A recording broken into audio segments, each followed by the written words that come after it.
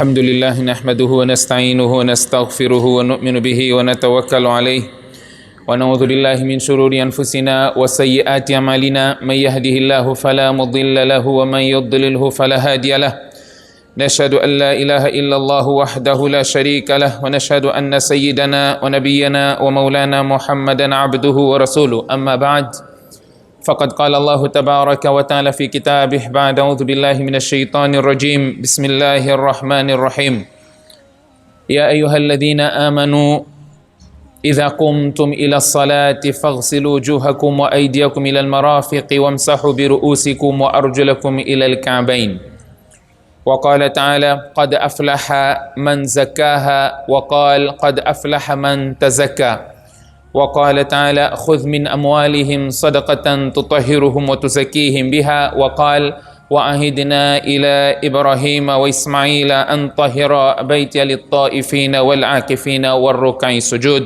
صدق الله العظيم وقال نبينا محمد صلى الله عليه وسلم الطهور شطر الإيمان رواه مسلم وقال عليه الصلاة والسلام في حديث آخر كما رواه مسلم أيضا لا تقبل صلاة بغير طهور. Estimados irmãos e irmãs, sintam-se cumprimentados com a saudação do Islã. Assalamu alaikum wa rahmatullahi wa barakatuh. Todos os louvores pertencem a Allah subhanahu wa ta'ala, Senhor dos mundos, beneficente e misericordioso, Senhor do dia do julgamento, aquele a quem adoramos e a quem imploramos ajuda, e que as bênçãos sejam derramadas ao mais nobre dos profetas, Muhammad bin Abdillah, sallallahu alaihi wasallam, em particular no dia de hoje, conforme a sua recomendação, inna min afdali ayyamikum yawm al-jumu'ah, o vosso melhor dia é a sexta-feira, fakthiru aliyya min as-salati fih, enviem abundantemente bênçãos para mim, fa inna salatakum ma'rudatun aliyya, porque as vossas bênçãos ou as vossas saudações me são transmitidas.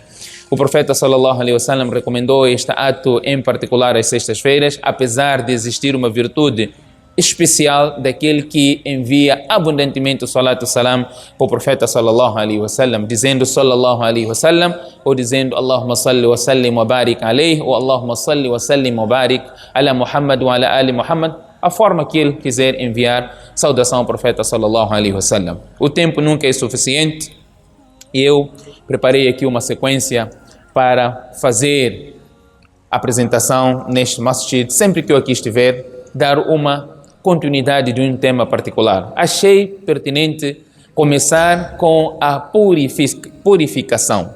Purificação, quando nós falamos de purificação, qual é a percepção que nós temos de imediato na nossa mente? O que é? O que é purificação? Fazer wudu.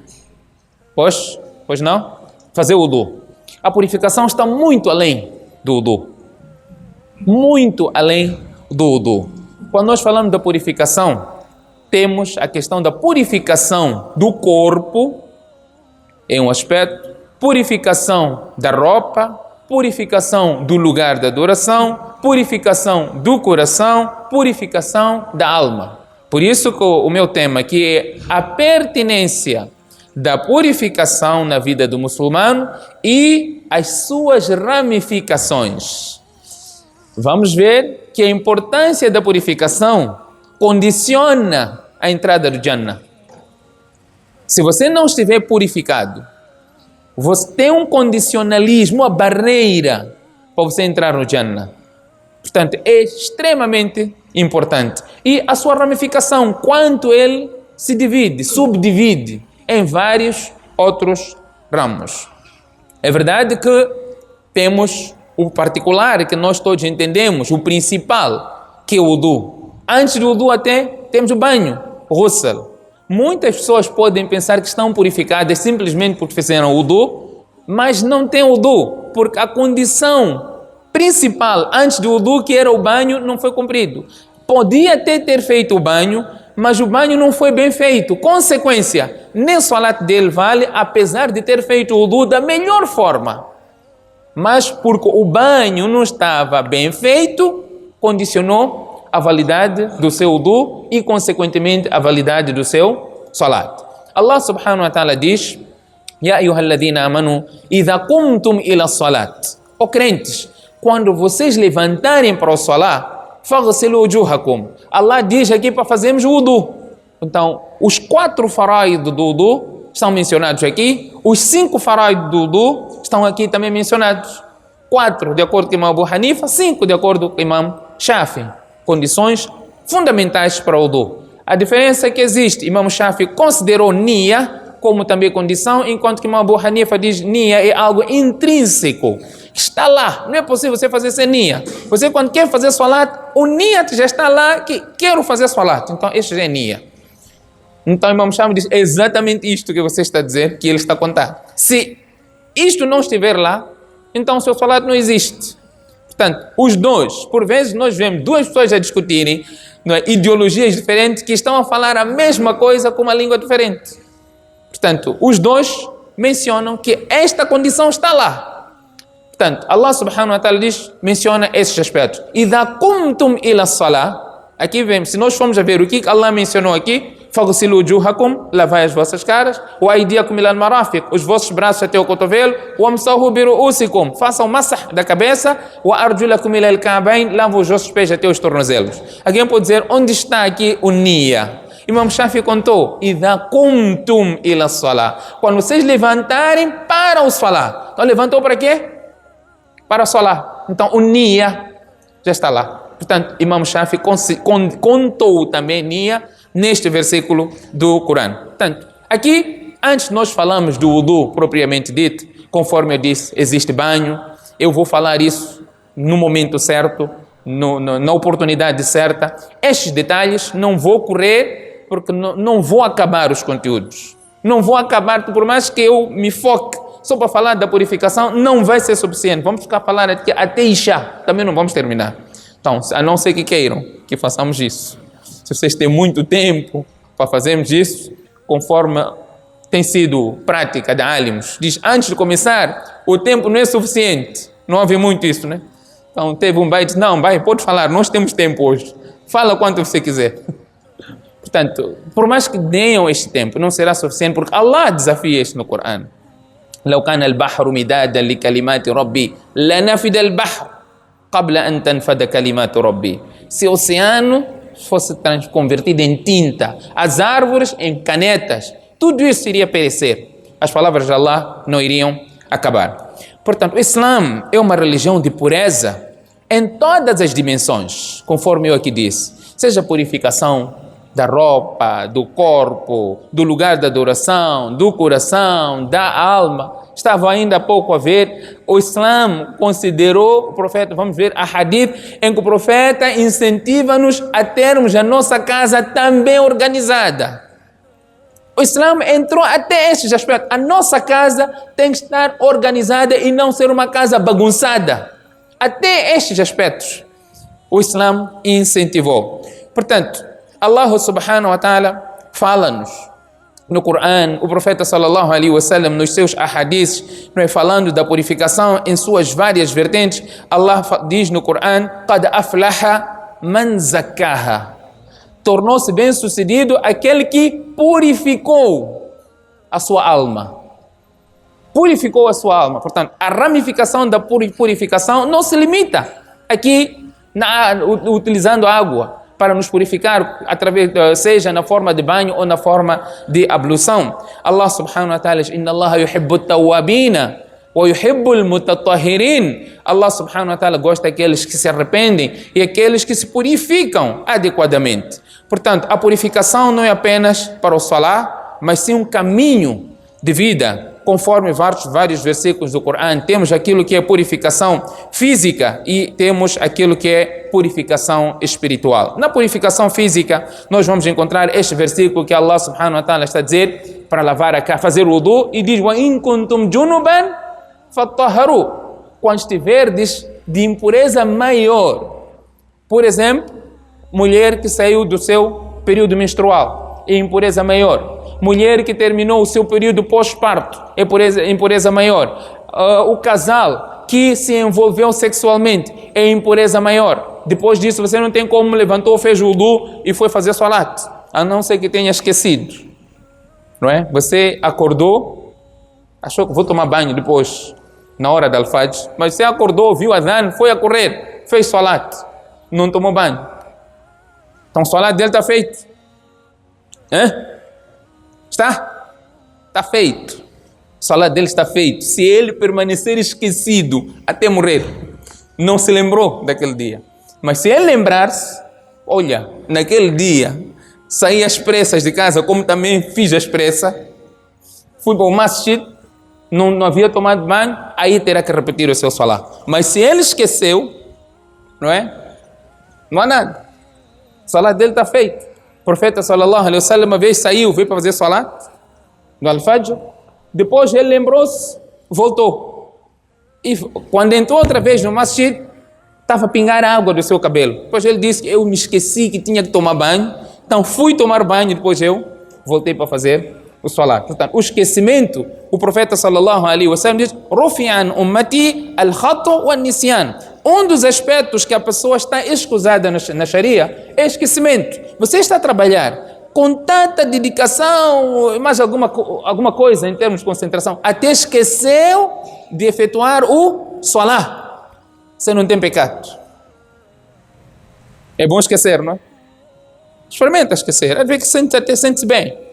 Esqueceu fazer salat, não tem pecado. Não há pecado se você esquecer. Agora, você fingir esquecimento, isso não é possível. Ninguém consegue enganar ele próprio.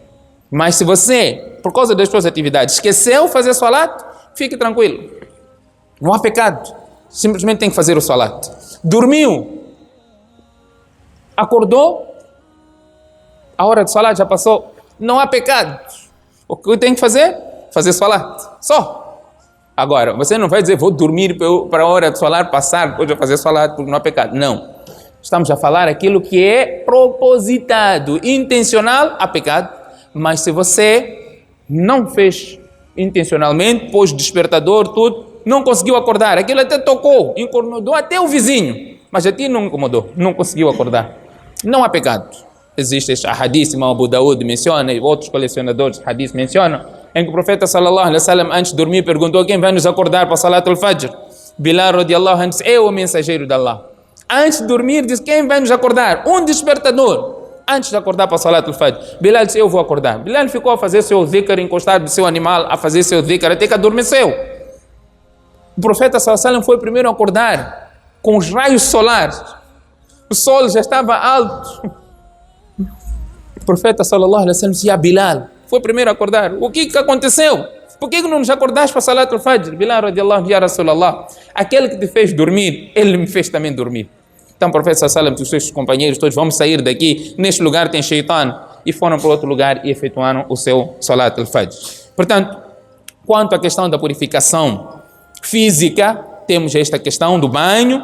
Aqui no seu momento vamos falar com algum pormenor, que o banho consiste em passar a água no corpo todo. Passar a água no corpo todo sem deixar nenhum fio de cabelo seco. Isso chama-se ghusl.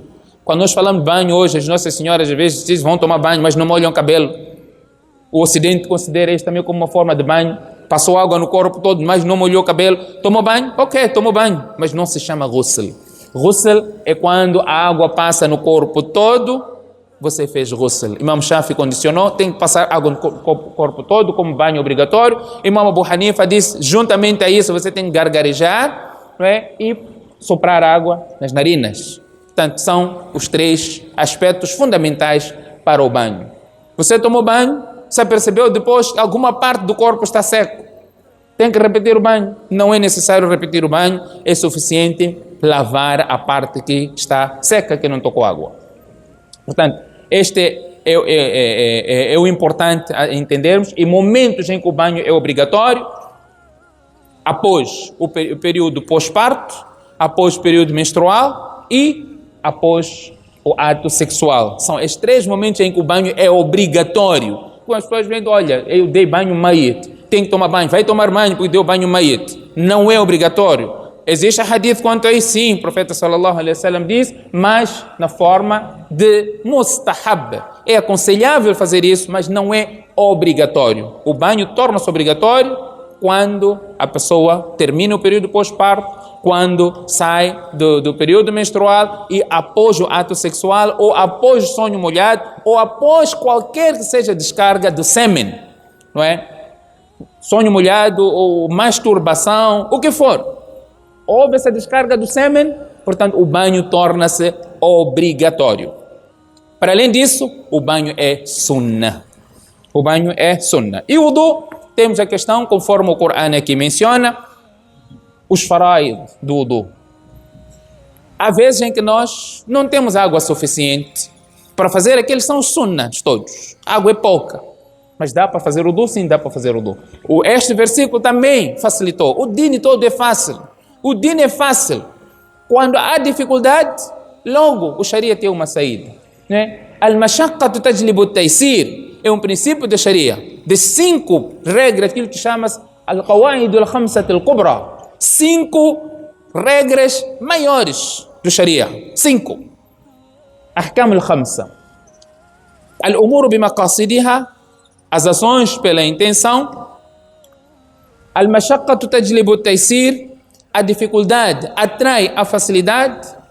Al-darar yuzal, o obstáculo deve ser removido.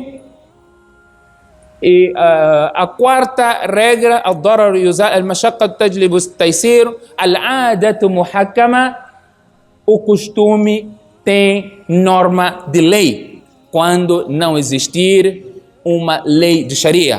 Portanto, aquilo que é costume é levado em consideração, desde que este costume não vai contra os princípios de sharia.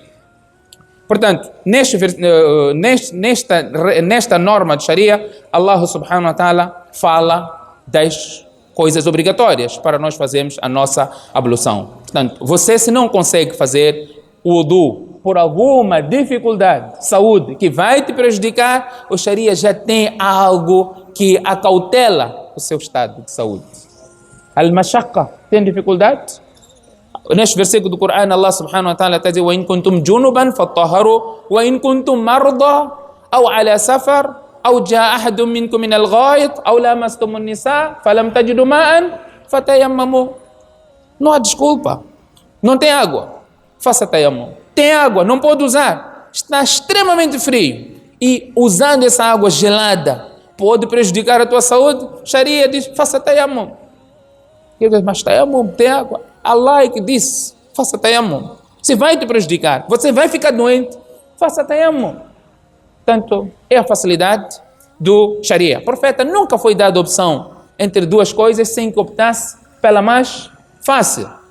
Portanto, este é o versículo em que Allah fala dos faraid, e o profeta sallallahu alaihi wasallam, quanto à purificação do uso da água, o profeta diz: la taqbalu salatu mri'in bighayri tahur, conforme o hadith do Tirmidhi, e Imam Muslim menciona a mesma narração. Allah diz: wa anzalna wa nunazzilu alaykum minas samai ma'an liyutahhirakum bih. Nós fizemos descer do céu água para que possais purificar através desta mesma água. A higiene é tão considerada. O profeta sallallahu alaihi wasallam chegou a dizer: Ghuslul Jumu'ah wajiba ala kulli muhtalim.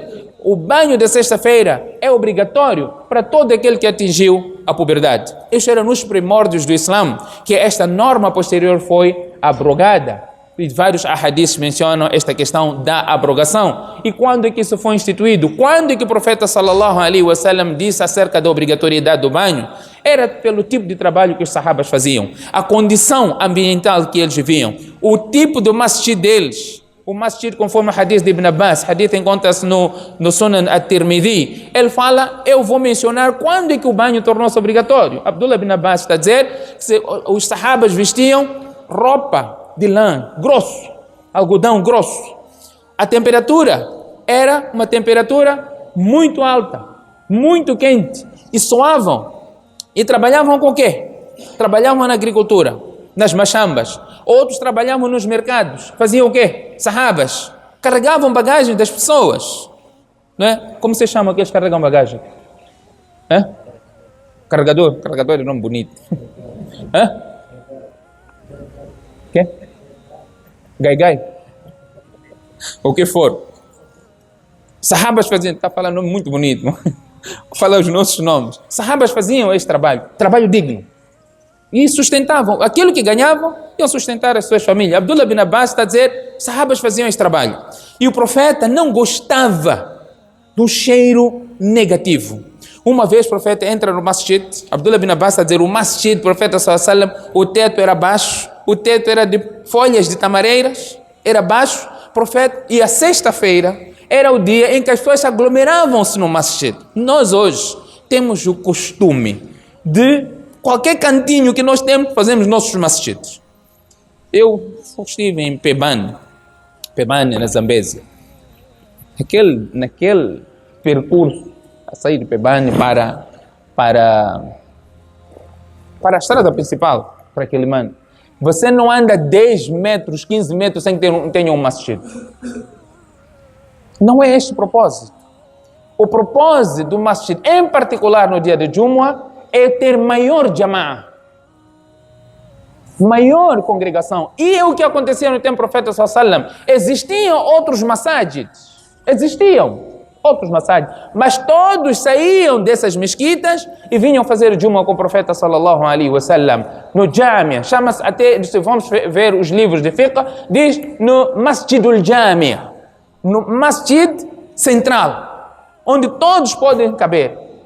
Quanto maior for a aglomeração, melhor é. Por isso que no dia de Eid, nós fazemos num lugar aberto para ter maior aglomeração. O propósito é mostrar esse número de muçulmanos. Hoje todos nós, cada um quer fazer a sua mesquitinha. Aqui tem uma mesquita, aquele quer outra mesquita. E o problema qual é que é até?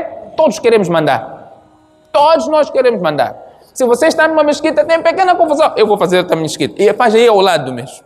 Dividir o jamaat. Não é este o propósito do Islã, de ter muitas mesquitas. Não. É ter uma comunidade consolidada. As pessoas estarem juntas. As pessoas se encontrarem mais. É o que acontecia no tempo do profeta sallallahu alaihi wasallam. Nos Jumu'ahs, eles vinham todos fazer o Jumu'ah no mesmo local. Então, Abdullah bin Abbas está a dizer, o profeta sallallahu alaihi wasallam saiu uma vez e sentiu aquele bafo de suor no masjid. Então o profeta sallallahu alaihi wasallam chamou a atenção aos companheiros, quando virem para o Jumu'ah, tomem banho antes. Então quando as coisas tornaram-se mais folgadas, então esta prática, esta norma foi abrogada. Até uma vez, Umar radiallahu anhu, perguntando ao Uthman radiallahu anhu, que chegou um pouquinho atrasado no masjid, disse, por que você atrasou? O Uthman disse, eu só ouvi adhan, fiz o wudu e vim para o Jumu'ah. Não fiz banho. Portanto, fica aqui, dentre várias outras provas e incidentes, em que mostra que este banho foi abrogado, portanto, tornou-se sunnah e não uma prática compulsória, conforme antes era. A ablução, ou por outra, a purificação, nós alcançamos a purificação também através do uso da água, conforme este versículo do Corão e os ahadiths do profeta sallallahu alaihi wasallam. E o primeiro versículo que mencionei, para nós nos purificarmos utilizando a água. O profeta sallallahu alaihi wasallam diz: "Idha tawadda'a al-'abdu al-muslim faghassala wajhahu", o profeta está a dizer, quer dizer, quando alguém faz a ablução e quando ele lava a sua cara, nesta ablução, quando lava a sua cara, os pecados todos caem. خرج من وجهه كل خطيئة نظر إليها بعينيه مع الماء. Com esta gota d'água que vai caindo da sua cara, os pecados praticados pelos seus olhos, aquilo que ele viu que não tinha que ver, que é proibido ver, os pecados são lavados através dessa água que este indivíduo está a lavar a sua cara, e o mesmo acontece com todas as outras partes do seu corpo. A purificação não se limita somente, conforme disse, o wudu, o banho. Há vezes em que a purificação é purificação dos bens. Ramificação da purificação dos bens. Allah subhanahu wa ta'ala diz: "Khudh min amwalihim sadaqatan tutahhiruhum wa tuzakkihim biha." Allah subhanahu wa ta'ala está a dizer ao profeta sallallahu alaihi wasallam: toma dos seus bens uma caridade que os purifica e os faça crescer. Portanto, a caridade você dá, o pagamento de zakat é uma forma de purificação dos seus bens. Purificação da Kaaba, por exemplo, também Allah subhanahu wa ta'ala fala de tahir. purificar o Kaaba. Como é que vai purificar o Kaaba? Lavar com água. Não é o alcance da purificação. Neste caso, Allah subhanahu wa ta'ala diz: وَأَهِدْنَا إِلَى إِبْرَاهِيمَ وَإِسْمَعِيلَ أَنْ طَهِّرَ بَيْتِيَ لِلطَّائِفِينَ وَالْعَاكِفِينَ وَالرُّكَّعِ السُّجُودِ. E ordenamos a Ibrahim e Ismail que purificassem a minha casa para os que fazem o tawaf e para os que se retiram em devoção e para os que se inclinam e se prostram. A purificação era afastar os ídolos da casa de Allah subhanahu wa ta'ala do Kaaba. Profeta sallallahu alaihi wasallam, os ahadith, aqui estou a fazer um casamento entre os versículos do Corão e ahadith do profeta sallallahu alaihi wasallam. Profeta sallallahu alaihi wasallam, conforme o hadith de Abu Huraira, o hadith encontra no Sahihain, no Bukhari Muslim, na autoria de Abu Huraira, ele diz: "Sami'tu Rasulullah sallallahu alaihi wasallam yaqul: أرأيتم لو أن نهرا بباب أحدكم يغتسل فيه كل يوم خمس مرة هل يبقى من درنه شيء?" Aquele indivíduo que na porta da sua casa tem um riacho em que ele tem que atravessar este riacho 5 vezes por dia. Será que alguma imundícia ainda prevalece no seu corpo? Os companheiros do profeta sallallahu alaihi wasallam disseram: não, o mensageiro de Allah. O profeta sallallahu alaihi wasallam diz: o mesmo acontece com aquele indivíduo que efetua a ablução 5 vezes ao dia para efetuar as 5 orações. A purificação, Allah subhanahu wa ta'ala aceita aquilo que é puro. Ilayhi yas'adul kalimu tayyib wal amalu salih yarfa'u. A ela ascende a boa palavra e a boa obra que eleva. Portanto, aqui temos outra vez a questão da purificação em várias outras vertentes. Allah diz: fajtanibu ar-rijsa min al-awthan, afastai-vos da imundície dos ídolos. Portanto, a purificação dos ídolos, afastar, é também considerada como uma forma de purificação. O tempo não nos é suficiente para a nossa conversa de hoje, mas vou trazer alguns masail que por vezes perturbam o indivíduo quanto à purificação. Há vezes em que nós fazemos ablução, fizemos o wudu, mas duvidamos. Será que tenho wudu ou não tenho wudu? Acontece ou não acontece? Faz o wudu, fez salat, ou fez alguma ação, mas depois está na dúvida. Tenho wudu ou não tenho wudu? O que você tem que fazer? Quando está na dúvida, tem de fazer o quê? Tem que fazer o quê? Está a duvidar? Tem que fazer o quê? Fazer o wudu. Porque você está na dúvida. É exatamente este o problema. Não é? Se você duvida, você lembra que fez wudu, ok? Este é o ponto de partida. Você lembra que fez wudu, mas não lembra se quebrou o wudu.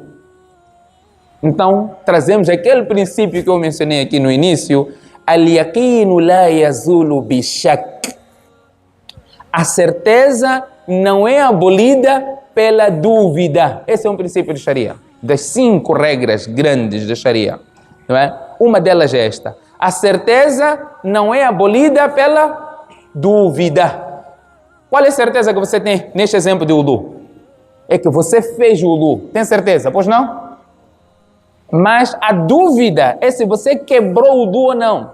Você não se lembra de ter ido à casa de banho, não se lembra de ter libertado gases, não se lembra de ter urinado, nada. Mas você tem a certeza que você fez o wudu. Aí, nesta dúvida, a regra é que você tem o wudu. Ok? Sabiam disso ou não? Não, então estou trazendo novidade. Mas a regra é essa, do Sharia. O princípio é que você tem o wudu. Vamos pegar isso no contrário senso.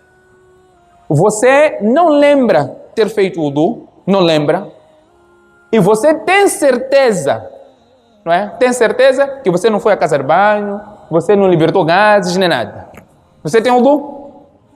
Se você não lembra ter feito o wudu, por mais que tenha certeza que você não foi à casa de banho, não libertou gases, não fez nada que quebra o wudu, a regra aqui é que você não tem o wudu.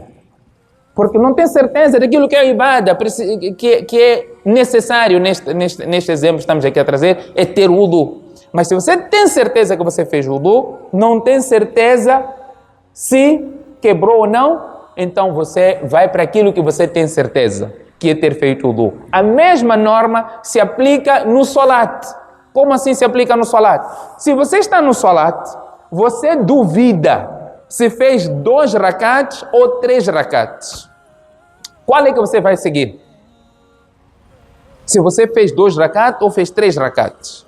Você tem de ir para aquilo que é ghalabatu dhann, primeiro, ou pode ir para aquilo que é yaqin, certeza. Entre 2 e 3, qual é a certeza que você fez? Se você está a duvidar se é 3 ou se é 2, o quê? 3 pode haver dúvida, mas se você está no 3, certeza que você passou por 2. Então, se é 2 ou 3, se você duvida do número de rakat, então você tem que levar aquilo que é certeza, que são 2 rakats. Que é certeza. E o terceiro rakat, que é dúvida. Então, você conta como 2 rakats e você faz o restante e depois faz sajdat as-sahw. O mesmo acontece se a dúvida é 3 ou 4. O mesmo acontece se a dúvida é 1 e 2. Você vai para o mínimo, que é a certeza, e você deixa aquilo que é a dúvida. O mesmo acontece também na questão do wudu, outro aspecto que vem ainda no Sahih al-Bukhari, onde o sahabi pergunta, Abu Huraira radiallahu anhu, pergunta ao profeta sallallahu alaihi wasallam, e ele diz, Ya Rasulallah, o hadith que é de Sa'id ibn Musayyib, narrado por Ubada bin Tamim, e narra do seu pai, ele do seu tio, diz, أنه شكا إلى رسول الله صلى الله عليه وسلم الرجل يخيل الذي يخيل إليه أنه يجد شيء في الصلاة. Há vezes em que você está no salat, tem a percepção que você quebrou o wudu. Como você quebrou o wudu no salat? Libertar gases. Mas há vezes que você pensa que quebrou o wudu, mas na verdade você não quebrou o wudu, porque é simplesmente uma sussurra do Satanás. O profeta sallallahu alaihi wasallam diz, você vai ter a certeza que quebrou o wudu se, por exemplo, você sentir que efetivamente libertou gases, ou consequência de libertar gases, qual é que é? Cheiro. No salat, e ninguém sair, é muito suspeito. Ninguém quebrou o wudu, mas tem cheiro de libertar gases. Deve ser um anjo que deve estar a passear por perto. Mas a certeza de se quebrar o wudu é exatamente esta: libertar gases, o som ou o cheiro.